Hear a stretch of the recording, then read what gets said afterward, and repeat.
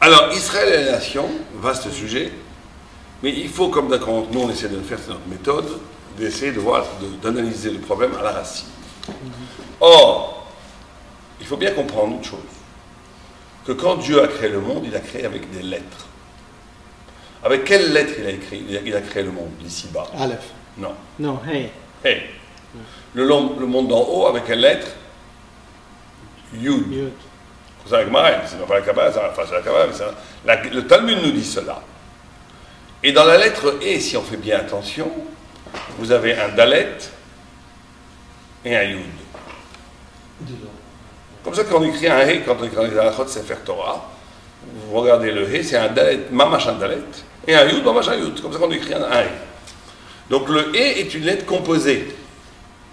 Composite, composée du Dalet et du Yud. Le Dalet, ça représente toujours les 4 points cardinaux qui représentent, on va voir pourquoi, toutes les nations de la Terre, qui sont subsumées, on dit en français, subsumées, ça veut dire condensées dans 4 nations, on va en parler, qui sont la Perse, Babel d'abord, la Perse, Édom. La Grèce et Rome, Édom, l'Occident d'aujourd'hui.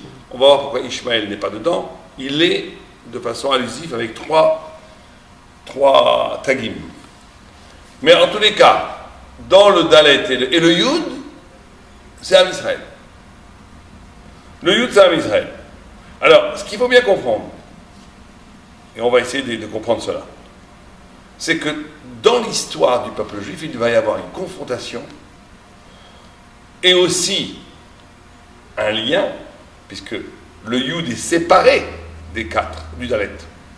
Ce qu'on appelle, ce que le Maral de Prague appelle la Tsura Muvdelet, la forme séparée, alors que le Dalet, c'est ce qu'on appelle le Chomer, la matière. On va essayer d'expliquer pourquoi. Il y a plusieurs éléments d'approche. Premier élément d'approche, on va commencer par celui-là. Peut-être je vais le faire à la fin, on va commencer par celui-là. Entre les 4 nations et le peuple juif, il va y avoir chaque fois une confrontation, même si ce n'est pas visible, sur qui détient le lieu de l'absolu. Pas non, il ne faut pas dire qui détient la vérité, c'est pas ça la marloquette. C'est parce que même si ce n'est pas de vérité, ils disent que c'est eux les maîtres. En d'autres termes, qui détient ici le pouvoir absolu? Il y aura toujours une guerre entre Am Israël, comme Yaakov et ça dans le ventre de Rivka. Ils se sont battus pour Olam Hazé et Olam Haba, pas que pour Olam Hazé. Donc tout le monde pose la question, quel rapport entre Esav et Olam Haba? Parce que lui il veut Olam Hazé, il veut ce monde-ci, il veut pas le monde futur. Non, il veut aussi imposer sa vision de la spiritualité, de la vérité. Et donc on va avoir une lutte pendant toute l'histoire entre les nations et le peuple juif pour définir le statut de l'absolu, de Dieu et de la vérité. C'est la clé de toute l'histoire, si on comprend l'histoire. Simplement, le Maral de Prague explique quelque chose de fantastique. Il dit, ces 4 empires, on va les définir chacun, c'est des empires qui vont aller contre Dieu, tous. Et comment ça fait que c'était déjà prévu à l'origine? Puisque dans le premier psukim, il est écrit Va'aretz Haïta Tohu Bohu Chosher al Pnei HaTehom. Uruach Elokim Erachevet al Pnei HaMayim. Tohu, étonnement, c'est qui? Babel, dit le Midrash. Bohu, confusion, c'est qui? La Perse. Chosher, ténèbres, c'est qui? La Grèce. On aurait pu croire que la Grèce, c'est l'inventeur de la philosophie, de la lumière. Non, Chosher. Théom, l'abîme, c'est Édom, Rome, l'Occident, parce que c'est une galoute dont on n'en voit pas la fin. C'est une galoute tellement forte que même nous, on a du mal à imaginer le monde sans Édom. Même les rabbins, vous leur dites, vous imaginez demain il y a un monde sans banque, sans l'ONU, sans la télévision, sans Internet, on a du mal, hein. On est toute la journée dans la Gemara. C'est-à-dire que c'est une civilisation qui est tellement forte qu'elle se présente comme un absolu blissof, sans fin, sans fin. Et on ne voit pas la fin de cette galoute. Plus de 2000 ans déjà. C'est ça, son identité. On va voir, on va définir les 4. Et le Maral de Prague dit, et c'est un point très important philosophiquement, conceptuellement, il dit comment ça se fait que Dieu a déjà prévu. Et avant cela, Eroach Elokim Amaim, dit le Midrash, c'est le Melech Mashiach, c'est le Mashiach, l'esprit messianique qui plane sur l'eau. Quelle eau? L'eau de l'étude de la Torah qui l'amène et l'eau des pleurs du peuple juif qui demande Mashiach. Donc, on ne pleure pas beaucoup, donc ça ne suffit pas de dire we want Mashiach, non. Il faut pleurer. Tant qu'on ne pleure pas, ça ne vient pas. Comme ça, dit le Midrash. Maintenant, ces 4 empires, elles ont un versant positif, on va voir pourquoi, mais elles ont un versant négatif, puisqu'elles vont contre Dieu. C'est du négatif, c'est du mal. Comment ça se fait qu'à l'origine même de la création, Dieu crée déjà du mal? Comme ça pose de Maharal de Prague la question. Comment c'est possible? Dans Beragola et aussi dans Ner Mitzvah. Dans les deux, il pose la question. Comment ça se fait? Normalement, Dieu, à l'origine, on est avant la création même de l'homme, là, on est avant la création de tout. Pourquoi est-il besoin de créer du mal? Un projet du mal? Dit le Maharal de Prague, il dit parce que la création du monde lui-même sous-entend une chute essentielle. C'est ça l'origine absolue du mal. Si on vous demande pourquoi il y a du mal, la vraie réponse métaphysique, en tous les cas du Maharal de Prague, qui est le roi de la pensée juive, le Maharal de Prague c'est le Moshe Rabbeinu de l'Ashkafa, personne ne l'a égalé, il l'a même approché, personne. Il dit une chose très simple, il dit le fait même que Dieu, qui est absolu, qui est la lumière absolue, on ne définit pas Dieu, le fait même que Dieu crée quelque chose, c'est un craquement ontologique, c'est un bouleversement dans les valeurs qui crée l'espace du mal. Parce que le fait qu'il y ait quelque chose d'autre que Dieu, c'est mal. Parce que normalement, El Od Milvado, il n'y a personne d'autre que lui, il n'y a que lui. Et c'est pour ça que le tzaddik, les grands tzaddikim, ils ne font que essayer de développer une conscience qu'il n'y a que Dieu. Parce que c'est un mensonge qu'il n'y ait qu'autre chose que Dieu. Il faut faire attention avec ça, soit certains ont poussé tellement loin cette vérité qu'ils sont devenus maboules. Parce que si tu ils sont devenus fous, puisqu'à un moment donné, si tu penses qu'il n'y a que Dieu, tu ne vois plus la réalité, tu passes sous le train, il te tue. Mais c'est la vérité que Enon Milvado. Mais le fait qu'il puisse y avoir autre chose que Dieu, c'est déjà du négatif. Et le mal, écoutez bien la définition de mal que donne le Maharal de Prague, c'est quand cette absence de Dieu, qui est en vérité une illusion métaphysique, c'est vrai qu'on vit dans cette illusion. C'est pour ça que le fou, des fois, renvoie une vérité plus forte que l'être raisonnable. Mais on vit dans cette illusion. Pour ça, olam, en hébreu, ça vient de l'alem, c'est-à-dire caché, mensonge, évanouissement. Mais cette possibilité de l'absence de Dieu va générer dans cet espace d'absence de Dieu, qui est le chalal, la panouille, Tzimtzum, le retrait de Dieu, tout le monde connaît ça, la lumière divine s'est retirée pour que Dieu puisse créer le monde, etc. Je n'ai pas besoin de vous le dire, ça. Cet espace-là vide de la présence de Dieu va générer des logiques, des pensées, des systèmes qui vont se présenter comme un absolu parce qu'ils vont oublier Dieu. Et c'est ça le mal. Donc on définit le mal comment? Le mal, c'est quand on développe un système qui tient debout tout seul en oubliant Dieu. Voilà. C'est ça le mal. Dès que tu commences à penser, même si tu es dans la Torah, je vais faire ça, je vais faire ça, je vais faire ça, et tu oublies Dieu dans ton système, tu es dans le mal. Le mal, c'est pas simplement l'absence de Dieu, c'est quand on remplit cette absence d'un système qui tient tout seul. Or, les 4 empires, ça va être leur fonction.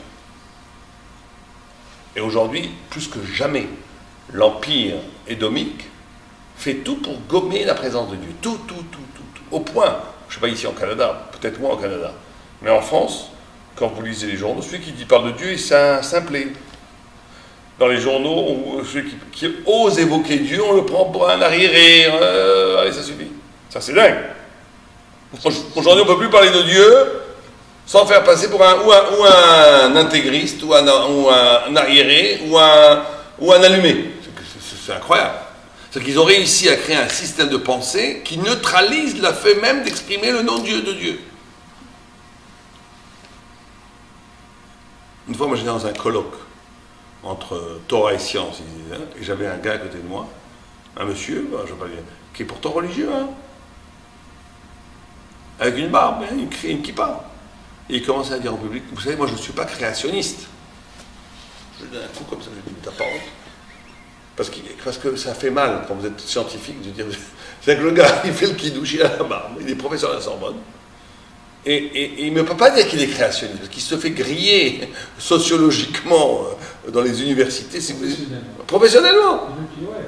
C'est-à-dire qu'aujourd'hui, tu dis que quelqu'un il fait le kidouche, c'est quoi le kidouche? Le kidouche, c'est être créationniste, non? Tu dis, que Dieu a créé le monde en 6 jours, tu le dis, non? Non, tu peux pas le dire. Et c'est tellement fort que même un homme qui est professeur à la fac, qui est un homme tout à fait respectable, bon, il est très bien, mais la force de l'interdiction de penser de façon religieuse est tellement puissante en Occident que même lui, il a été obligé de dire je suis. Bon. Mais en tous les cas, oui. J'avais entendu une conférence dans laquelle il disait que parmi les 4 grandes nations que vous avez évoquées, la Grèce est la seule des 4 qui a réussi à captiver l'imagination juive. Tout à fait. Et qui a ensorcelé en quelque sorte. On va en parler maintenant. Alors on va passer les 4 et on va voir ce qu'elles ont fait. Philon d'Alexandrie qui avait fait ça, je crois. Non, Philon d'Alexandrie, c'était un philosophe. Vous n'avez pas traduit la Torah à un moment donné? C'était pas lui? Ça, c'est Talmé, c'est bien avant. Ça, c'est à peu près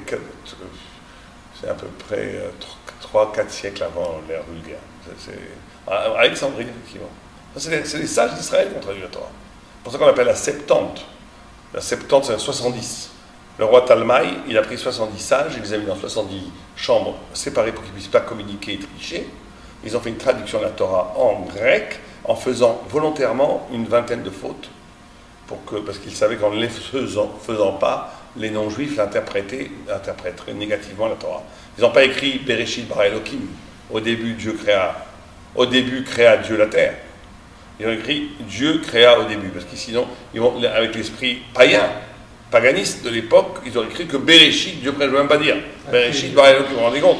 Donc ils ont dit Dieu créa au début. Et ils ont fait plein de changements comme ça. Tous pareils. Tous pareils, donc Roi HaKodesh là, vraiment. Ou Chochmat HaKodesh.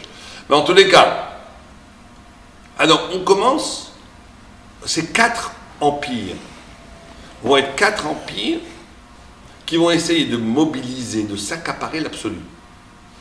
Babel, dans le rêve de Daniel, c'est un aigle avec une tête de lion qui vole très haut. Dans le rêve de Nabuchodonosor, je ne sais pas comment on dit en français, c'est la tête d'or. C'est le plus haut. C'est qui? C'est une civilisation qu'on a du mal à imaginer. Donc, aujourd'hui, dans notre société, qu'est-ce qui est le centre de tout? Qu'est-ce que vous diriez? Moi, je dirais que la société, elle tourne aujourd'hui autour de l'argent et du zout, on va dire. C'est ça qui fait tourner la machine dans le monde goy. Pétrole et argent? Non, argent et laisser aller. Et luxure. Je pense que c'est ça qu'aujourd'hui qui fait tourner les choses. À l'époque de Babel, c'était la gloire, la poésie, la beauté. Imaginez une société qui tournait toute crainte autour de la beauté, au point qu'ils ont construit les 7 jardins suspendus. Nabuchodonosor a mobilisé 10 000 esclaves qui sont morts en construisant les 7 jardins suspendus. C'est-à-dire qu'à l'époque, c'était ça, c'était de mettre l'homme et la gloire, et la poésie et la beauté humaine à la place de Dieu. Et chaque fois, la Torah devait se mesurer à ça pour contredire cette façon d'être. Ça, c'était Babel. Pour ça qu'on dit étonnement. C'était étonnant tellement que c'était beau. Tohu. Beau vient après la Perse. Un renversement. Le point névralgique de l'absolu, ça va être le corps. Là aussi, on a du mal à imaginer des femmes rester 6 mois dans des bains de lait pour avoir une peau douce. Même aujourd'hui, les plus coquettes ne font pas ça. Ils faisaient des festins, alors pour dire, on voit dans un festin, de 180 jours. C'est-à-dire 180 jours, c'est 6 mois presque. Hein, c'est ça. 6 mois de festin, non-stop. C'était le corps, la célébration absolue du corps. Vivre de façon corporelle, ça veut dire vivre dans un système où tu crées des manques et tu combles les manques. C'est-à-dire, tu crées des désirs illusoires et tu les remplis. Tu n'avais pas besoin d'une voiture, tu vois, ton copain il a une belle voiture, tu veux la même voiture. Mais tu n'en as pas besoin en vérité, mais tu t'es créé un désir parce que ton copain il a la même voiture, il a une plus belle voiture que toi, donc tu dois acheter maintenant. Comme le fumeur, il n'a pas besoin de fumer, mais il se crée un manque et après il comble le désir. C'est ça, vivre de façon corporelle, c'est vivre de façon répétitive où je crée des frustrations et j'assouvis la frustration. Ça, c'est la Perse. C'est pour ça que dans le rêve de Daniel, c'est l'ours. Un ours n'est jamais satisfait, il est toujours en train de manger, toujours en train de bouger. Et dans le rêve de Nabuchodonosor, c'est le ventre. C'est vraiment une civilisation du... Bon. La Grèce, ça a été le lieu de l'absolu, de la pensée autonome. C'est pour ça qu'il est vu dans le rêve de Daniel comme une panthère noire. On dit Ez Kenamer, ça veut dire... Az Kenamer, ça veut dire... comment on dit Az, Chutzpah, comment on dit insolent. Insolent comme la panthère. Effronté. Effronté. Pourquoi? Le Maharal de Prague, c'est très simple. Parce que le système de la Grèce, c'est quoi? Tu as un immense étendue devant toi, immense. Tu as un mur, trou. Tu regardes le petit trou, tu vois un petit champ derrière. Qu'est-ce que tu dis? Moi, je sais ce qu'il y a derrière ce mur, c'est un trou. C'est un petit champ. C'est de réduire la réalité à ce que tu vois. C'est ça qu'a inauguré la Grèce. Ce que je vois existe, ce que je ne vois pas n'existe pas. Ça vient de réduire le monde à l'esprit humain. Ça a été une terrible réduction, c'est pour ça que c'est Rocher. Avant, les prophètes pouvaient parler aux animaux, pouvaient parler aux étoiles, il y avait une infinie déclinaison de l'intelligence. La Grèce a inauguré une pensée autonome puissante qu'est la philosophie, mais la philosophie c'est quoi? C'est la pensée autonome. C'est le monde défini par mes propres principes, réduit à ma vision des choses. Et d'ailleurs c'est pour ça que la Grèce, par sa puissance philosophique, a détruit la prophétie. Il n'y a plus de prophètes après la Grèce. Parce que les Juifs, effectivement, sont c'est la seule civilisation, avec Édom aussi, puisque Édom reprend les trois, qui s'est assimilé. C'est la première fois qu'il y avait un phénomène comme ça. Jamais un Juif n'avait assimilé la culture étrangère. Là, ils ont assimilé la culture étrangère grecque, au point où ils sont devenus hellénistes. Ils sont hellénisés. Et donc, la prophétie a disparu. Et les Grecs ont cru qu'ils allaient vaincre le peuple d'Israël en les hellénisant. Or, qu'est-ce qui s'est passé comme miracle en grec? C'est Hanouka. J'ai oublié de vous dire que chaque fois, il y a un miracle pour contrebalancer la puissance de cet empire. L'empire babylonien a donné comme réponse la prophétie. Ezechiel, les grands prophètes, qui ont été une beauté spirituelle qui surpassait la beauté physique des Babyloniens. L'empire perse, qui était le corps, la célébration du corps, a donné lieu à tout. C'est à ce moment-là qu'on a fait les brachot, que les tradri, on a fait tout ce qui est lié à spiritualiser la nourriture. Les brachot, les birkat Amazon, enfin pas une partie qui était d'oraït abdo, une partie qui a été rajoutée. Tout ce qui est en rapport à la nourriture. La Grèce, ça a donné lieu à quelle naissance? Torah Sheba'al Peh. Torah Sheba'al Peh, elle existait depuis le mont Sinaï, à la Chamosh Sinaï. Mais la notion que chaque rabbin dit son pshat d'un pasouk, c'est à l'époque de la Grèce que ça a commencé.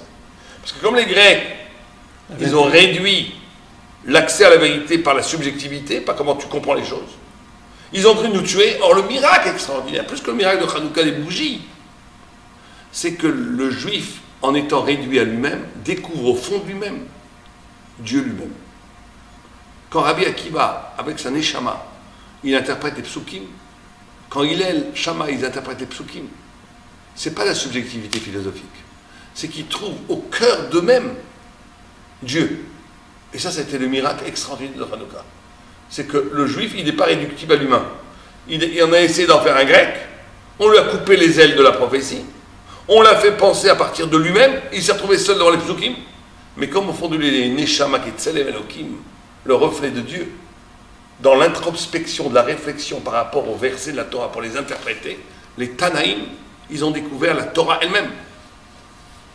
Ça a été le miracle de Hanouka. La réponse de la Torah par rapport à cette emprise fabuleuse qui était la philosophie grecque. Et le dernier... Il y avait un revers à cette approche-là, c'est que on dit que la Grèce, c'est les ténèbres, ça alourdit les yeux de Jacob. Mechashechim Einayim shel Israël. Comme ça il est écrit, ouais. Ce qui veut dire que avant la Torah, il y avait une seule interprétation Tout qui à était fait. claire. Tout à fait. Et maintenant, il y a une série d'interprétations des gens qui se bataillent pour dire Tout chacun à leur. fait. Alors ça, c'est une vieille discussion que des sages, des penseurs de la Torah ont. Est-ce que c'est un plus ou un moins? La marloquette. Alors, il y en a plein, et en fait, il y a des textes qui vont dans votre sens, qui disent la marloquette, c'est quelque chose de négatif, puisque ça a éclaté la vérité en milliers de vérités. Puisque maintenant, ça a été une catastrophe. Puisque avant, la vérité était une. Elle était prophétique, elle était unie dans sa vérité. À partir de la chute face à la Grèce, on a eu maintenant des milliers d'interprétations de rabbiniques qui sont des vérités, qui ne sont pas des interprétations subjectives, attention, qui sont des révélations divines au cœur de la neshama de chacun, mais quand même séparées par la subjectivité. Donc il y avait des dizaines, trentaines, centaines, milliers d'interprétations.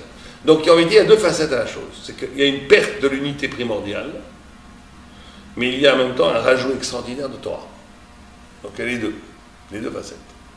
Maintenant la dernière, c'est Édom. Dans le rêve de Daniel, c'est une bête affreuse qui mange les trois premières et qui, le texte qui est formidablement puissante, mais vide. Vide. Ça veut dire quoi? Ça veut dire que l'Occident, Édom, n'a pas comme la Grèce la puissance de la pensée, n'a pas comme la Babylone la hauteur poétique de la beauté humaine, n'a même pas comme la Perse l'exaltation des sens. Elle a rien, Wallon, que appelle le Maharal de Prague l'empire du vide. Ça veut dire que l'Occident, Édom, tout son cheminement historique, ça va être de créer une civilisation où en dernière instance, son but ultime, c'est de prendre un nouveau Dieu qui s'appelle le vide, où on détruit toutes les valeurs. Vous savez quelle est la phrase la plus difficile à combattre pour un rabbin? Quand vous discutez avec, peut-être le Rav Sobach a été confronté à ça, mais en France, on est confronté à ça avec les intellos. Très difficile, pratiquement impossible. C'est la phrase du vide, c'est la phrase de Édom, c'est la phrase de Esav. Vous savez c'est quoi? Ça tient en deux mots. Pourquoi pas? Tu leur dis, ils te disent pourquoi pas? Les hommes veulent se marier entre eux. Ça fait de mal à personne, pourquoi pas? C'est la pire des arguments, parce que quand on vous dit le communisme, c'est bien, vous montrez que c'est pas bien. Quand on vous dit l'anarchie, c'est vous montrez que c'est pas bien. Quand on vous dit, je ne sais pas quoi, le bouddhisme, vous montrez que les failles. Mais quand on te dit, mais non, tout va bien, tu vas être rabbin, rabbin. L'autre, tout est bien, pourquoi pas? Du moment que tu ne tues pas les petits-enfants, tout est bien. C'est pratiquement imparable. Comment voulez-vous répondre à un pourquoi pas? Une fois, j'ai essayé de convaincre quelqu'un de faire tchouva, à l'époque, quand j'étais comme le Rav Sobach, essayant de faire bouger les gens. Non, moi, après j'ai appris comme le Chazonish. Chazonish a dit, au début, je voulais changer le monde. Et après, j'ai compris que je le change moi-même. Donc, il s'est assis, il a étudié, et il a changé le monde. Mais à l'époque, on était jeunes et fougueux, donc et c'était un peintre, le gars. Très sympa d'ailleurs. Je ne sais pas s'il a fait tchouva ou pas. Mais il me dit, à la main, je l'avais poussé dans cette énergie. Et à un moment donné, il m'a pris il m'a énervé, il s'est énervé, il m'a dit, mais attends, mais toi tu t'éclates en étant rabbin. Très bien, moi je m'éclate en étant peintre, fiche-moi la paix. J'ai dit, comment on répond à ça? Pourquoi pas? Pourquoi pas? Chacun fait ce qu'il veut. Après j'ai dit, non. Si tu es dans un monde où le monde a été créé à partir de la matière, qu'il n'y a pas de sens à l'univers, et que la sophistication de la matière a créé de l'esprit qui lui-même va créer des valeurs. Tu as raison, chacun fait ce qu'il veut. Mais si, avant la création du monde, Dieu a créé d'abord la Torah, la vérité, et après il a créé un monde pour que cette vérité puisse s'incarner dans le monde. Donc c'est pas pourquoi pas. Est-ce que tu es en accord avec la volonté de la création, oui ou non? C'est ça la vraie discussion. Vous savez que, c'est ce que dit le Beth Halevi, quand on dit la Haggadah. Il y a un dialogue entre le Racha et la Haggadah qui est bizarre. Le Racha, il dit « Mazot lachem ». Qu'est-ce que vous faites? Qu'est-ce qu'on lui répond? « Be'avourze ». C'est pour cela que Dieu nous a sortis d'Égypte. C'est un langage de sourd. C'est quoi? « Mazot lachem be'avourze ». Hein? « Ma'avodazot lachem ». Qu'est-ce que ça veut dire? Qu'est-ce que vous faites là? Quel travail vous faites là? On lui répond « C'est pour ça qu'il nous a sortis d'Égypte ». On aurait dû dire, on fait ça parce qu'on est sorti d'Égypte, c'est pour ça qu'il nous a sorti d'Égypte. Qu'est-ce que c'est ce service pour toi? Ouais, et on lui répond, c'est pour ça que Dieu nous a sorti d'Égypte. Quel est le dialogue? La fin de Lolo. Ouais, c'est après. Mais quel est le dialogue à ce niveau-là? Dit le Béthanaïm une chose extraordinaire. Il dit, le rachat, il est dans le pourquoi pas. Il croit qu'on fait la sortie d'Égypte, qu'on fait Pessah. Pourquoi? Pour célébrer l'anniversaire de la sortie d'Égypte. Dans cette vision-là, ça veut dire qu'avant tout, il y a la matière. Avant tout, il y a l'événement. Avant tout, il y a l'événement historique de la sortie d'Égypte. Et nous, après, la spiritualité vient après. Et on a inventé une célébration. Dans ce cas-là, il te dit, bon, mais ça fait 3000 ans, depuis, il y a eu d'autres choses. Il y a eu la Révolution française, je sais pas, on peut célébrer d'autres choses. On n'a pas 3000 ans célébrer la même chose. Non, mais c'est la Torah qui le dit. Oui, mais lui, il te dit, mais pourquoi toi, elle te demande pendant des milliers de te rappeler d'un événement? Ça suffit. 10 ans, 20 ans, 30 ans, d'accord. Mais 3000 ans, qu'est-ce qu'on lui répond? Tu t'es trompé. Tu crois qu'on fait Pessah parce qu'on est sorti d'Égypte. C'est quoi la vérité? On est sorti d'Égypte parce qu'on devait faire Pessah. Bravo. On est sorti d'Égypte parce que Pessah existe de tout temps. Pas de problème. Abraham Avinu, il faisait déjà Pessah. Les clés spirituelles qui sont de manger la matzah, la spiritualité de la liberté, elle est éternelle, elle est avant le monde. Simplement, Dieu ne voulant pas qu'on soit un peuple d'oiseaux dans les cieux, juste des concepts, il veut une mise en scène pour incarner les idées éternelles. Il a créé un événement historique qui correspond à l'idée qui s'appelle la sortie d'Égypte. Pour que ça ne soit pas juste qu'on célèbre après ça, on dit à nos enfants la liberté, la vérité, il faut s'arracher de la matière, et tu aurais dit tout le fils, d'accord, mais c'est un peu abstrait tout ça. Donc parce que Dieu, il ne voulait pas que ce soit abstrait. Il voulait que ce soit dans notre chair historique. Vous allez voir, vous ne voulez pas d'abstrait, on va vous donner du concret. Esclave pendant 200 ans, on sort de l'esclavage, et la liberté magnifique, l'ouverture de la mer Rouge, toute cette épopée fantastique qui est la liberté incarnée dans la matière. Mais avant, c'est pas que Pessah, il vient parce qu'il y a eu cet événement. Cet événement a eu lieu parce qu'il fallait incarner l'idée éternelle, plus vieille que le monde, de la liberté. Ça, c'est très important. C'est le plus important. Sinon, on est dans la religion, dans les anciens combattants. On se rappelle que la guerre de 14, on se rappelle qu'on est sorti d'Égypte, Dieu préserve. C'est pas la Torah, ça. Comprenez? C'est une question. Donc, Okay. Continuez, je me rappelle. ouais. Donc, l'Occident, Édom, c'est cette bête monstrueuse qui n'a rien en propre. Elle prend ce qu'il y a, c'est pour ça, on le voit même aujourd'hui. Regardez ce qu'a fait l'Occident avec la musique. Ils ont été en Afrique, ils ont pris la musique de rythme africain, ils l'ont vidé de sa profondeur, même païenne, mais quand même métaphysique, il y a quelque chose, il y a une profondeur. Ils ont fait du rock'n'roll, ou du folk, des trucs comme ça, complètement artificiels pour le plaisir. Il n'y a plus la profondeur. Ce que fait l'Occident, c'est de prendre des choses, les manger, et de façon complètement artificielle. Pour arriver, et c'est le plus fort. Vous savez pourquoi c'est le plus fort? Parce que la seule chose qui peut concurrencer la vérité, c'est le néant. La seule chose qui s'approche de l'absolu, c'est le néant. Or, le Édom entreprend une destruction systématique des valeurs pour ériger le néant ontologique. Tout est permis, du moment qu'il faut juste des lois pour organiser la cité, pour ne pas s'entretuer, mais sinon il n'y a rien, il n'y a pas de valeur. Tout le monde peut faire ce qu'il veut. Même la Donc monnaie. destruction d'une... Pourquoi destruction des valeurs? Pour ériger en absolu le néant, qui est la seule force qui peut concurrencer la vérité. Même la monnaie n'a aucune base. Elle est fluctuante par Oui. rapport à toutes les autres monnaies. D'accord. Avant, c'était Là, avec l'euro, c'est avant, il y avait encore chaque pays avait sa pièce avec son histoire, tac, l'euro. Quelque chose de complètement abstrait. Et on va de plus en plus vers ça, attention, on n'a pas fini encore, jusqu'à que le Mashiach y vienne. À un moment donné, le Mashiach va venir quand le mal lui-même va dire, c'est pas possible, on a été trop loin. Le mal lui-même va crier, c'est Bilti Efshari, c'est impossible. Et le Mashiach va venir à ce moment-là.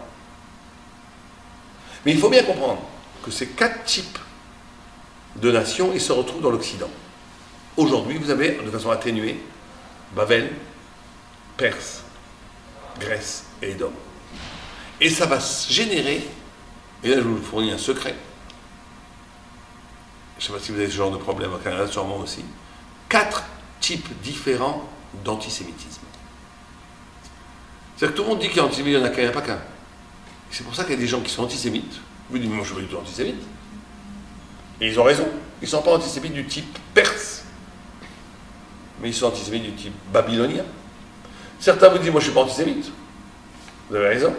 Ils ne sont pas antisémites du type babylonien, mais ils sont antisémites du type. Donc il faut cartographier bien 400 d'antisémitisme. C'est quoi les 400 d'antisémitisme qui correspondent à cette lutte entre les 4 nations et Israël? Il y a l'antisémitisme babylonien. C'est lequel il n'existe pratiquement plus aujourd'hui. Il y en a encore un peu, mais très peu. C'était l'antisémitisme qui courait, qui était très à la mode au XIXe siècle. C'était un antisémitisme du XIXe siècle en disant, on a dit que Babel c'était la gloire, c'était la force de l'homme, la beauté, sa poésie, sa beauté.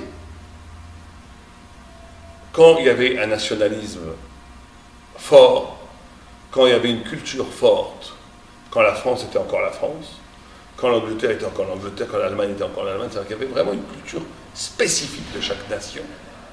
Le juif était vécu comme un intrus, quelqu'un qui n'appartenait pas au même sol.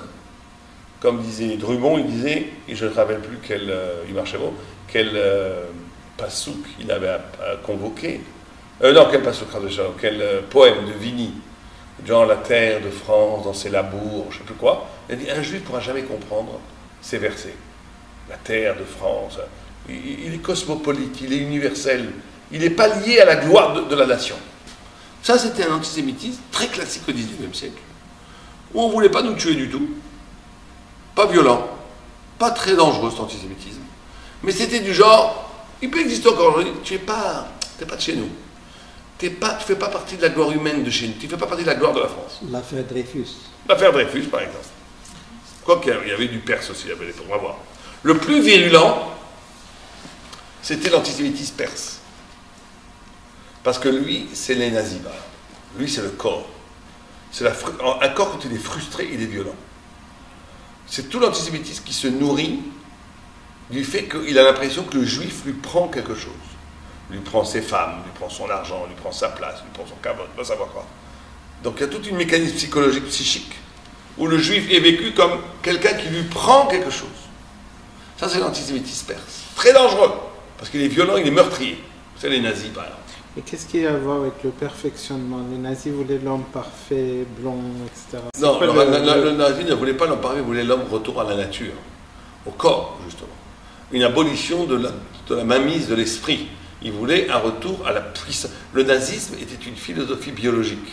Ça veut dire une philosophie qui voulait redonner droit à la force vitale de la nature contre les abstractions de la démocratie et des juifs. Donc on est vraiment dans la Perse. Or, c'est vrai qu'aujourd'hui, il y a des antisémites du type babylonien. Ils vont te dire, mais moi je ne suis pas du tout antisémite, parce qu'ils vont penser à l'antisémitisme perse qui est meurtrier. Ils ne veulent pas te tuer du tout. Tu nous déranges, mais je ne vais pas te tuer. Et il y a le troisième antisémitisme qui est aujourd'hui très très courant, par contre, grec, qui lui dit, on n'a rien contre les juifs. On est contre le prédicat juif. Vous connaissez ce mot? Je suis contre le prédicat juif. Qui veut dire? Prédicat, c'est un adjectif. Ça veut dire, tu es un homme, qu'est-ce que tu m'embêtes que tu es juif? Ça, par exemple, il y a un philosophe en France qui s'appelle Alain Badiou, qui est aujourd'hui le philosophe le plus vendu au monde, en français en tout cas le plus vendu au monde, qui est un antisémite notoire de ce type-là. Mais lui, il se dit, mais quand vous lui direz, il est vexé comme il dit, il est antisémite. Alors moi, j'ai réfléchi à ça, j'ai dit, c'est vrai qu'il n'est pas antisémite, qu'il ne veut pas me tuer. Du tout. Et si j'accepte de ne pas être juif, il est mon meilleur copain même. Donc c'est pas un nazi. Un nazi, si vous voulez être nazi, il vous tue. Même si vous voulez prendre votre carte au Parti national socialiste, il vous tue, parce que vous êtes juif. Alors que Badiou, si vous voulez être comme lui, il est très content, il vous adore. Donc c'est pas le même forme d'antisémitisme. C'est l'antisémitisme qui n'accepte pas que ta spécificité juive. Qui dit, mais vous commencez à nous casser la tête avec votre cache-route, vos shabbats, votre bizarre, votre filine, vous êtes toujours bizarre, vous les juifs. Vous pouvez pas être normal. Arrêtez, soyez des hommes, et puis c'est tout. Soyez comme tout le monde. Il faut être universel paulien. Il ne faut pas être... le prédicat, ça veut dire vous associez votre identité à quelque chose qui est étranger au reste du monde. C'est insupportable, disent-ils. Mais qu'est-ce que ça peut faire? On est tellement peu nombreux. Oh, très bonne question. Très bonne question. Ça, c'est la question, c'est comme ça que j'ai coincé un badjouzien. Très bonne question.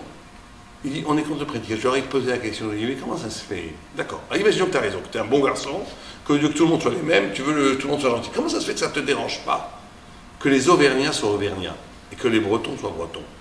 On n'a jamais vu Alain Badiou ou d'autres dire, ah, ça suffit, les Bretons qui la ramènent avec la bretonnerie. On n'a jamais vu ça. Que les Juifs. Pourquoi? Parce que l'universel juif, ou plutôt le particularisme juif, il renvoie à un universel qui concurrence leur universel à eux. Alors que le particularisme auvergnat, ça reste Auvergne. C'est rien du tout, c'est folklorique. Les Juifs, ils disent que le monde a été créé pour nous. Le Juif dit que la Torah porte en elle le sens ultime de chaque chose. Le Juif dit que son particularisme renvoie en dernière instance l'intrigue de chaque humain sur la terre, qu'il dit quelque chose de chacun sur la terre. La Torah, le monde a été créé Bereshit. Rachid dit Réchit, c'est Torah et Am Israël. C'est-à-dire que le monde a été créé pour la Torah et pour Am Israël. C'est-à-dire qu'un Esquimau là-haut, quelque part, il vit pour le Juif. Il est connecté, et ça, il ne supporte pas. Parce que quand Dieu a créé le monde, il a créé le monde avec les 10 paroles. Dit par rapport à la Grèce, dit le paradis de ça, que les 10 paroles de la création, elles sont aussi divines, bien entendu. Et la philosophie grecque, elle est divine. Parce qu'elle prend source dans ses paroles. Quand Dieu a dit « Vayiho », dans cette parole, il y avait toute la chorma de la physique et de la mathématique pour qu'il y ait lumière. Quand il a dit Veilaïla, les paroles, les 10 paroles de la création contiennent toutes les informations de toute la science mondiale. Tout. Et les Grecs, c'est là qu'ils vont puiser. Mais ces 10 paroles, si je vous demande ces 10 paroles de la création, quel concept cardinal les sous-tend? Si je vous dis, dans les 10 paroles de la création, quel est le concept fondamental de ces 10 paroles? D'après vous? La nécessité. Quand Dieu dit qu'un plus un font deux, ça fera toujours un plus un font deux. Quand il a fait la règle de l'attraction universelle, de la pesanteur, on ne peut rien faire. Il y a 10 autres paroles qui sont données où? Les 10 commandements. Les 10 commandements, Mont Sinaï. Si je vous demande la même question, quel est le concept qui sous-tend les 10 commandements? La liberté, pas la nécessité. Tu ne tueras pas, tu peux tuer. Tu ne voleras pas, tu peux voler. Tu ne feras pas d'adultère, malheureusement, on peut oui faire, pas faire.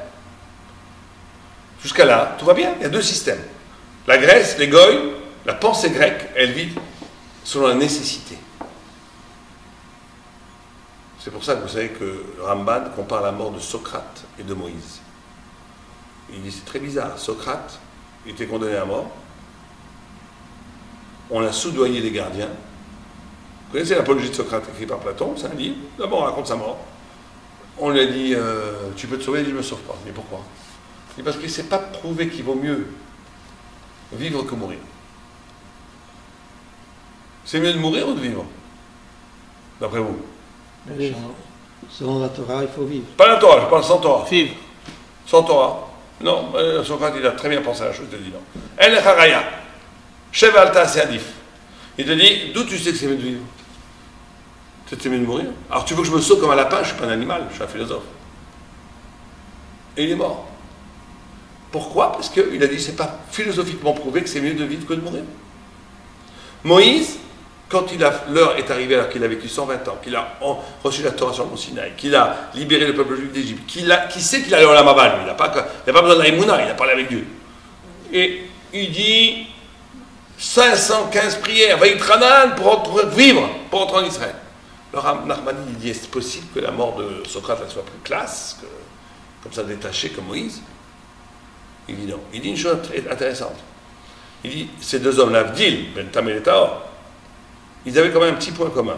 L'avdil, mais ils avaient un point commun, l'honnêteté. Chacun vivait absolument honnêtement dans leur Ce système. qu'ils pensaient. Dans leur système. Socrate, il est dans un système de la nécessité. Ça veut dire que le monde, il est déjà fait. Que tu te lèves pas, que rien, tu ne changeras rien. Le monde est fait. Et tout ce que tu peux savoir, combien il y a d'électrons autour de l'anneau, combien il y a de soleils, combien il y a de galaxies, c'est très intéressant. Mais ça ne donne pas un sens à la vie. Si je sais combien il y a de poissons dans l'océan Atlantique, c'est très bien. 3 milliards, 87, d'accord. Mais ça me donne ça change ma vie. Si je sais combien il y a de planètes, quelle est la seule planète qui tourne de l'autre côté, vous savez? Toutes les planètes tournent de l'est à l'ouest, il n'y a rien qui tourne de l'est à l'ouest. Hein? C'est pas Uranus? Non. Vénus. Vénus. De l'amour. Ça tourne toujours à l'envers, l'amour. Ouais. Donc, Non, c'est Versus. non, c'est Vénus. Mais, bon, maintenant j'ai appris ça. Vous avez appris ça. Ça change votre vie? Non. Maintenant, c'est Socrate, il a compris ça. Socrate, au moins, il est honnête. La plupart des gens, ils ne sont pas honnêtes. Ils veulent vivre parce qu'ils veulent le prix Nobel, parce qu'ils veulent de l'argent, ils veulent... Mais non, philosophiquement... Peut-être qu'ils cherchaient leur lame à bas. Ouais, pas du tout, ils ne croyaient même pas. Les Arabes aujourd'hui qui veulent se faire tuer pour monter en haut. Oui, oui, oui. Non, mais je vous parle de Socrate. Socrate, lui, il est arrivé à la conclusion que... On ne sait pas. Puisque le monde, il est comme il est pour tout le temps, il ne changera jamais. Et que ce que j'apprends, ça ne change pas ma vie. Bon, qui te dit que c'est mieux de vivre que de mourir, il est mort. Moïse, lui, il est dans le monde de la liberté. C'est-à-dire que tu peux changer le monde à chaque instant. Tu peux changer ta vie à chaque instant. Dieu t'a donné la liberté. Donc tu veux vivre. Tu veux vivre. Et pourtant, les 10 commandements, c'est le contraire de la liberté. C'est ne fais pas ci, 7 commandements, c'est négatif, ne fais pas ça. C'est parce qu'on te dit ne fais pas ça que tu es libre. Hein? Plus quelqu'un a de choix, plus il est libre. Oui. Un animal, on lui dit rien, il n'est pas libre. Il est déterminé par son organisme, par l'instinct. Plus quelqu'un a du choix, plus il est libre, plus il est humain. Vous savez que le Maïmonide définit l'humanité par le fait que tu as des lois que tu peux obéir ou trahir. Donc, plus quelqu'un a des lois, plus il est humain. Ce qui fait que les goïs ont 7 lois, ils sont humains. Mais les juifs, en 613, il faut faire le calcul de 16 sur 113, Mais il paraît donc ils que sont à peu près 80 fois plus humains. Il paraît que les 7 se brisent en 86 Oui, oui, ou bien sûr. 80. Mais ça veut dire, vous comprenez l'idée, ce que vous dites, c'est pas logique. Je suis libre si je suis confronté à un choix. Sinon, je ne suis pas libre. Si je ne donne aucun choix, Ouais. tu n'es pas libre. Tu n'es rien. Tu ne peux pas choisir. C'est quoi libre? C'est d'exercer son choix. Or, pour qu'il y ait un choix, il faut qu'il y ait un enjeu métaphysique. C'est bien, c'est pas bien. Tu as le droit, tu n'as pas le droit. Sinon, il n'y a pas de liberté. Mais quand on est sorti d'Égypte, c'était pour avoir la liberté, mais on n'a pas eu la liberté, on a eu des lois. La liberté, c'est la loi. C'est pour ça qu'il y a écrit Charut ala luchot, al tikra charut ala cherut. Gravé dans les tables, ne lis pas gravé, lis liberté. Les tables de la loi, c'est dans la liberté. Pourquoi? Parce que c'est quoi la liberté? C'est d'être soi-même. C'est d'être soi-même, vraiment. Or, quand je vous dis, pourquoi vous ne tuez pas votre copain sur votre droite, là, à coup de hache? Pourquoi vous ne le tuez pas? Est-ce parce que Dieu vous a dit tu ne tueras point? Ou est-ce parce que vous êtes constitué par l'impossibilité de tuer? Pour vous, tuer, ça vous dégoûte. Je vous dis, tuer un petit enfant, je préfère mourir que tuer un petit enfant, non? Alors si je préfère mourir que tuer un petit enfant, ça veut dire que je suis constitué par tu ne tueras point. Donc ma liberté, c'est de respecter ce que je suis. Donc respecter cette loi. Ce que l'on comprend dans tu ne tueras point, eh bien le tzaddik, c'est pour tous les 613 mitzvot. Et je suis sûr qu'il y a ici des gens, ils ne peuvent pas vivre sans Shabbat. Moi, je ne pourrais pas vivre sans Shabbat. Shabbat, ça fait partie de ma vie, j'attends le Shabbat toute la semaine. Toute la semaine, j'attends le Shabbat. Ça fait partie de ma vie.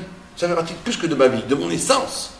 Donc je suis constitué par Shabbat. Donc quand je fais Shabbat, loin d'être un esclave, je suis un homme libre puisque je suis en train de rejoindre l'état de la célébration de mon existence. Alors il y a des choses, j'admets, qu'on n'est pas encore libre. Par exemple, les tefilines, on les met, bon, c'est pas on les met. Mais est-ce que c'est vrai qu'on n'a pas encore véritablement peut-être compris tout des tefilines, vous voyez, c'est sûr. Il y a un travail à faire. La liberté, elle s'acquiert. Elle s'acquiert, mon frère, elle s'acquiert. D'accord? Donc, l'antisémitisme grec, c'est l'antisémitisme qui te dit, sois comme tout le monde, ça suffit d'être particulier.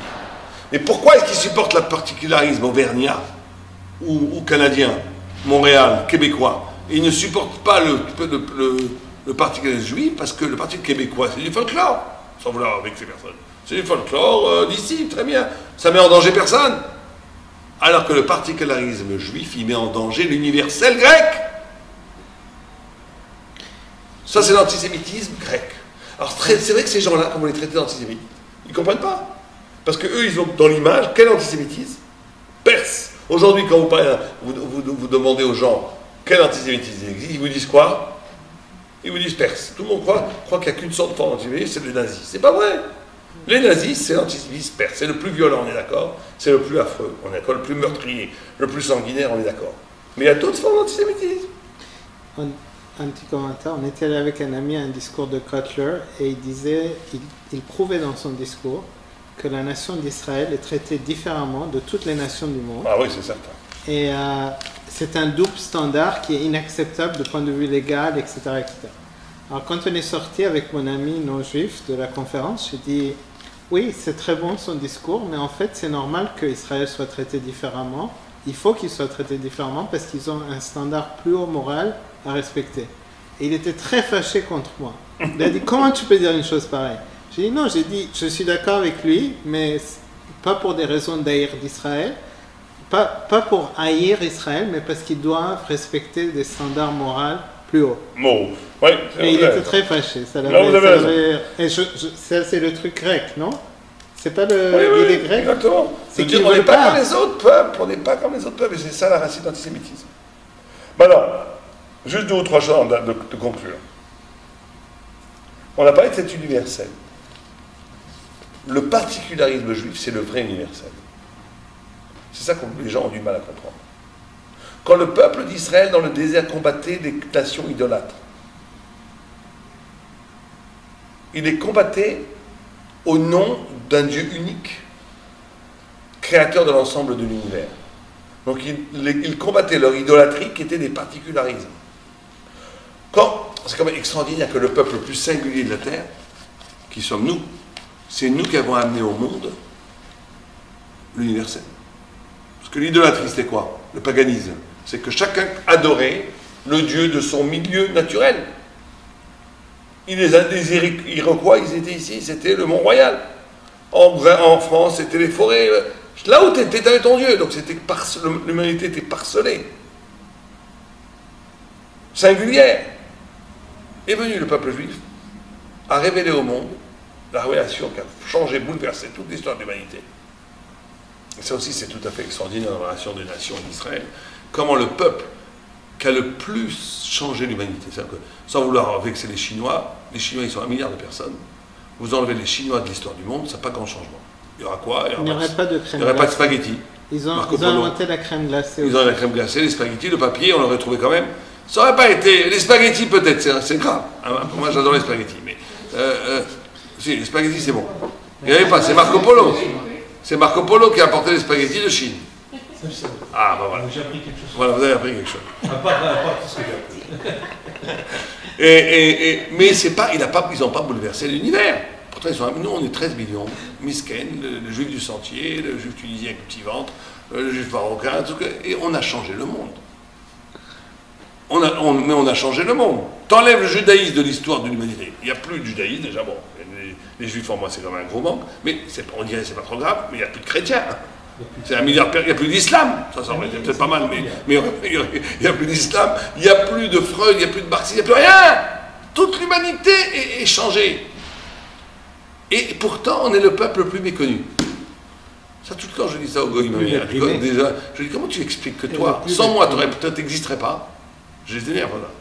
Je leur dis, sans moi, tu n'existerais pas. Parce que sans moi, ton identité, tu aurais été un autre homme. Puisque sans judaïsme, tu n'aurais pas été ce que tu es aujourd'hui. Et pourtant, tu connais beaucoup mieux le bouddhisme, l'hindouisme, l'islam que le judaïsme. Comment tu expliques ça? C'est pas un paradoxe extraordinaire. Qu'on est à la racine de toutes les cultures humaines, et pourtant on est le peuple le plus méconnu du monde. C'est le refus d'apprendre la Oui, vérité. oui, c'est le refus de la source. Mais plus profondément, c'est ce qu'on a dit au début, le Yud et le Dalet. C'est que le Yud